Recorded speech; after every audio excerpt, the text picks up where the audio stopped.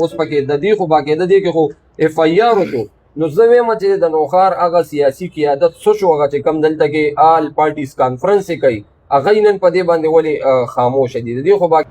السلام علیکم ګرانو کتونکو، خالد نظري ما او ما سره د نوښار سینه صحافیان ناصر خان او چودریان موجود دي. څنګه تاسو ته پته ده چې په نابل او غازی کمپلیکس کې د هراسمنټ واقعیا مخه ته راغلی.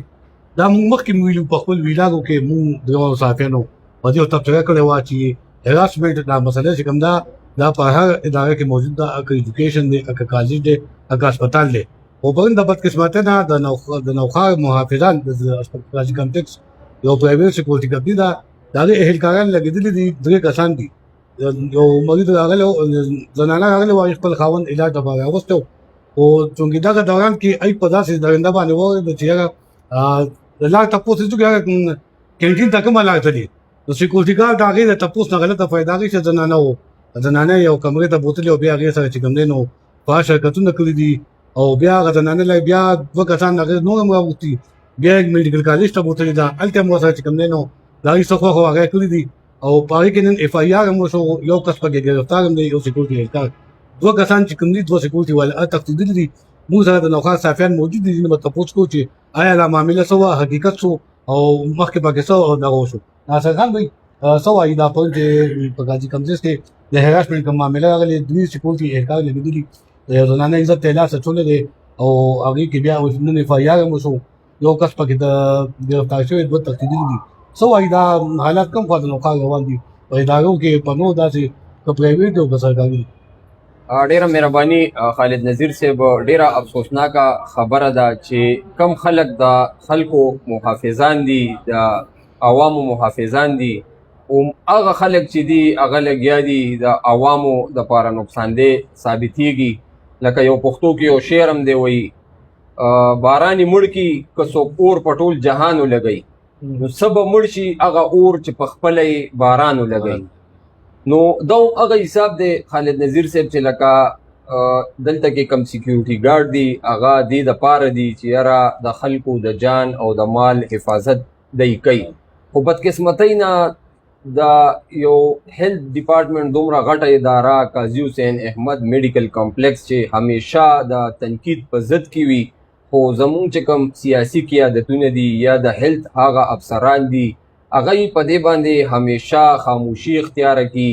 یا دې کې داسې قسم ته خلک برتیان شي، برتي وشي چې یاره د هغې بیکګراونډ ګوري نه. لکه څنګه خالد نذیر صاحب تا ته پته ده چې کوم ډپارټمنټس کې برتي کېږي نو د هغې ویریفیکیشن کېږي د مختلف دغه نه. نو دغسې د دې سکیورټي ګارډ هم دغسې پکار وي. دلته کې لکه داسې وي چې بس راشي پلانی صاحب شپارسو کو پلانی سیاسي کس شپارسو کو لکه بس برتی کا، نو دې ته نه ګوري چې یاره د لکه دغه څنګه دی، څنګه دی، ریکارډ څنګه دی، ویریفیکیشن نشته. همدغسې د دې ټوله قصورواره چې ده که نه دغه کمپنۍ ده، د دې کمپنۍ مشران دي، د دې کمپنۍ چې کوم مین خلک دي دغه دي جی بي کمپني ده. لکه د دې خلکو دوی ته ټریننګ ورکول پکار دي، دوی پویول پکار دي چې ستاسو ډیوټي څه ده، کوئ بس څنګه به خپل فرایض سره انجام کوئ. بس وردي ورته واچوله، برتي شو، بس هلکه ګرځئ اسپتال کې، او بس بیا نور څه پسې مه ګرځه، صرف دې پسې ګرځه که عوامو ته مشکلات وي او د هغې نشاندهي کوي، نو بس صرف دغه خلک رانیسه چې دا کم خلک نشاندهي کوي، نور خلکو ته نور چاته لکه څه دغه مه کوه. لکه اوس دا زنانه چې کومه ده د دې ورابه شو دې سانحې ته یو غټه واقعه ده، خطرناکه واقعه ده، او د وړوکې لیول نه د دې نه مخکې په نوښار ډګري کالج دا معامله چې د هغه هم مخې ته راغلي وه، اوس پکې د دې خو باقاعده دی کې خو اف آی آر وشو. نو زه وایم چې د نوښار هغه سیاسي قیادت څه شو، هغه چې کوم دلته کې آل پارټیز کانفرنس یې کوي هغه نن په دې باندې ولې خاموشه دي. د دې خو باقاعده اف آی آر هم وشو، د هغه زنانه د طرفه اف آی آر وشو چې کومه متاثره ده. نو اف آی آر کې باقاعده طور هغې دا وینا کړې ده پولیس ته چې یاره ما خاوند راوستو او هغه دلته کې ایډمټ و، دلته کې داخل و، او بیا زه د شپې څه ټایم کې داسې لړم، هغه ته مې خوراک راوړو، نو هغه کینټین ته لړم، بیا زه چې واپس راتلم ما نه لار ایره شوه، چې لار رانه غلطه شوه. نو ما د دغه سکیورټي ګارډ نه پوښتنه وکړه، د لارې تپوس مې ترې وکړو، نو هغه وی ما پسې راځه. دا د اف آی آر مطابق دا خبره ده چې څه اف آی آر کې لیکلي دي. نو ما پسې راځه نو چې هغه سکیورټي ګارډ پسې ورتله نو هغه سکیورټي ګارډ هغه خپلې کمرې سایډ ته وایي دغه کړي ده نو هلته کې بیا دا هراسمنټ دا معاملات شوي دي باقاعده پکې اف آی آر هم شوی دی خو ډېره زیاته افسوسناکه خبره ده د ټول نو ښار د بدنامۍ خبره ده د هر که سیاسي خلک دي که افسران دي د ټولو د بدنامۍ خبره ده او په داسې قسم ته معاملاتو باندې خاموشي نی پکار چې کوم ملوث خلک یې هغه بچکول هم نی پکار یو صاف شفاف یو کار پکار دی چې یو کس ته سزا ملو شي نور ټول په خپله بیا سمیږي خو بدقسمتۍ نه دا واقع مخې ته راغلي ده او د هسپتال ترجمان مطابق دې کې تحقیقات کیږي انکوایري کمیټي پکې ناسته ده نو ګورو چې هغې کې دی مخکې څه کوي خو اف آی آر پکې باقاعده تور شوی دی د درو سیکیورټي ګارډ کسانو خلاف علامه نو ناصر خان دغه خپل خبره کوي په دغه واقع د کوم چې شوی دا د زیات دغه د سره معلوماتو زه به تاسو یو خبره کوم چې هغه کې چې کوم ادارې کې سکیورټي د خاصون په هسپتالونو کې دا نه به لګامه ده ما ته وخت چې د هسپتال نه چاوي چې دا کوم قاضي کمزې کوم سکیورټي دا په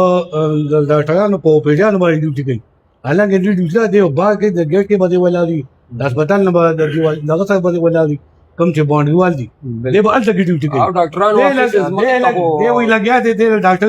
ډاکټر ته دی ډیوټي کوي مریضان مخکې رسو کوي حالانکه دا ډیوټي چې کوم دا د کلاسو دا د سکیورټي ګارډ ډیوټي نه دا ورته خالد نظیر موږ ډاکټرانو ویلي کنه په ورځي باندې رول کوي کنه دی به ډاکټر کمرې مخې ته ولاړ دی بچخلو نه پیډه چټېل او مریض به مخکې رسو کوي دا کوم چې کلاسو په ټي وي دا هغه او بل د دې نه مونږ خبر شو وخت مونږ ته بل چم دا وي چې باقاعده د کوم سکیورټي ګارډ دي د قاضي کمپلیکس اې سره د ډاکټرانو د کمرو چابیان دي د شپې دا کمرې هم دا سکیورټي والے استعمالي نو مونږه صوبایي وزیر اطلاعات ته صوبایي وزیر اطلاعات ته سوګي او کوم چې دا قاضي کمپلیکس اعلی حکام دي اې ته مونږ په دا په نوټس کې راولو چې کوم سکیورټي ګارډ دي اې دا کمرو چابیان نیولي چې د دې وختام د یو نوې لایمل تیار شي او آینده داسې قسم واقعیت نه کیږي موږ سره چودري موجود خالد نظیر د دې ټولو خبرو دغه لپاره موږ وختي د کوم سکیورټي انچارج دی دغلته کې نو مې خو زما ذهن نه وته خو د دې چې کوم مین انچارج دی هغه تما ټلیفون مو کو هغه ته موږ درځو ملاویږو هغه صحیح دی وایي زه ګیټ کې مخ چې موږ لړو نو بیا هغه ټایم سره و نه او به کالم اټینډ کولو نه نو داسې معامله ده چې هغه ځانم بیا سیټ ته یو قسم بالکل دی که اوسه پوهېده د سکیورټي کوم نه وضاحت رالو او دا د قاضي کمپلیکس چې کوم ترجمان دی یا د هغې چې کوم ځای دي هغې هم واضح موقف اوسه پورې مخې ته را نه کړو بهرحال اف آی آر پکې شوی دی او کسان چې کوم دی نو دوه تښتېدلي دي او پکې ګرفتار دی دغه شان بالکل داسې وینا چې یو ګرفتار شوی دی موږ سره چودري موجود دی عدنان چودري د نوخار صحافي دی دنه او په دې حوالې سره تپوس کو چې دې سره د دې واقعي حوالې سره څه اپډیټ دي ډېر مننه خالد نظیر صاحب او ناصر بھائی تاسو ماته ټایم راکړو زه به صرف دوه ټو د پوینټ خبرې کوم آیا زمونږ د صوبې دریم لوی هسپتال کې څومره سانحې وشوې دې کې اور ولګېدو بالکل دې نه مخکې د میډیکل سټورز او د ایمبولینسز مسلې وي دې نه مخکې چې کوم دی په دې کال شروع کې زما په خیال یاد پروسه کال په اخر کې د سیکورټي ګارډ او د ډاکټر خپلو کې مسلې جوړې شوې بالکل همداسې ولې دا هسپتال د مسایلو ګډ جوړ شوی دی دا څه وجوهات دي په دې چیک اینڈ بیلنس ډېر کم دی یا دې سره څه میل میلاپ شروع دی اوس راشو دا سانحه دا څه عام سانحه نه ده تورسري راځي هلته ټیک شو علاج دپاره راځي لکه آی خپل د درد علاج دپاره راځي هلته خلک چې کوم دي د سیکیورټي کمپنیز کسان چې کوم دي نو هغې ته مزید درد ورکوي مزید د هغې دا څومره بده خبره ده یو تورسرې به راځي خپل رپورټ به جمع کوي چې یار زه واده کړی یم او دلته ما سره دا مسلې شوي دي اوس هغه کې په رپورټ کې چې کوم لیکل شوي دي چې چھیڑ چھاڑ کی گئی یا جو کچھ وٹس ایور چې څومره دي ولې شوي دي یو عام دا خو هراسمنټ کیس ته او دا خو داسې هراسمنټ کیس دی چې په دې کې اف آی آر متن که تاسو وګورئ نو هغه ښځه وایي چې آو چې ما سره دا او یو کس نه درې کسان شوي دي او په درې کسانو کې یو راګیر شوی دوه تښتېدلي دي نو دا د سکیورټي کمپني ډېر زما په خیال دار چې دا دی کې د دې غفلت دی چې دوی ته اخلاق د دې اخلاقیات دې نه مخکې د دې کاونسلنګ پکار دی सिर्फ دا نه ده چې سات تلاوت وکړي او بس جی ته به داسې ودرېږي او ته به داسې ودرېږي. نه نه نه نه نه دا خبره نه ده. دې کې به ته باقاعده کاونسلینګ کې که تا ته یو مریض راځي ته به هغه سره څه بیهیو کې، که تا نه لاره تپوس کوي ته به ورته څنګه ګایډ لاین ورکړې. دا خو ډېره غلطه خبره ده. دا خو دلته ولې چې موږ د نوښار لوکل کسان یو زموږ خویندې میندې ځي بیا به څه چل کوي. موږ دپاره خو دا مرګ خبره ده. اور زموږ چې کوم صوبایي وزیر صحت دی میاں خلیق الرحمان صاحب هغه ته پکار ده چې په دې ہسپتال باندې اوقاف کی آنکھ سے اس کو دیکھیں. اوقاف کی آنکھ سے کیوں کہ ادھر مسئلے مسائل روزانہ کی بنیاد میں مسئلے مسائل ہو رہے ہیں. صرف یہ نہیں ہے کہ ڈاکٹر ایک بہت اہم پیشہ ہے، ډیر معزز پیشہ ده. هغه چې سپین کوټ واچي او سپین کلر د حضور صلی الله علیه وسلم خوښي کلر دی نو هغه کلر لاج پکار دی چې اوساتي عمدغه سکیورټیز والا چې هغه کله ټوپک یا تماچا یا ډنډا ورکړی شي نو د دې لپاره نه ده چې د وکس اولی یا به هغه بېعزتي کوي یا به هغه سره چھیڑ چھاڑ کوي ورسو ایور قسم دي مسلې مسایل چې څومره شوي دي دا ښه نه دي شوي. دا د نوښار دپاره یو ډېر د شرم خبره ده. په دې کې تحقیقات صحیح طریقې سره پکار دي. باقی ناصر بھائی چې څنګه خبرو کا چې موږ سکیورټي کمپنۍ هغه آفس ته لاړو او هغه چې کوم انچارج او هغه سره مو رابطه وکړو او هغه میلاو نشو نو دا هم د ډېر د افسوس خبره ده چې 2-3 کال نه پس هغه ریسپانس راکړو. جی خالد نذیر صاحب کتونکو موږ د کوم چې پرایویټ سکیورټي کمپنۍ موږ ایتم دا وایو چې تاسو کله کس بغتی کوئ دا اخلاقی تربیت هم کوئ هغه چې کوم دی نو دا هغه نو داسې تربیت ورکوئ چې هغه هغه اداره کې که په هسپتال کې وي یا که په بله ځای وي چې هغه د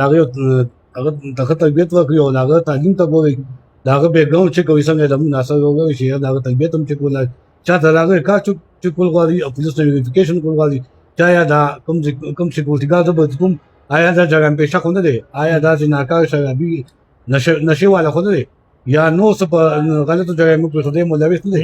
نو هله به دا شی کنټرول کېږي. موږ دغه ته هم وایو کوم دا ادارې دي مثلا قاضي کمپلیکس دی موږ یې ته هم دا وایو چې د خپل سکیورټي چې کوم دا ستاسو پرایویټ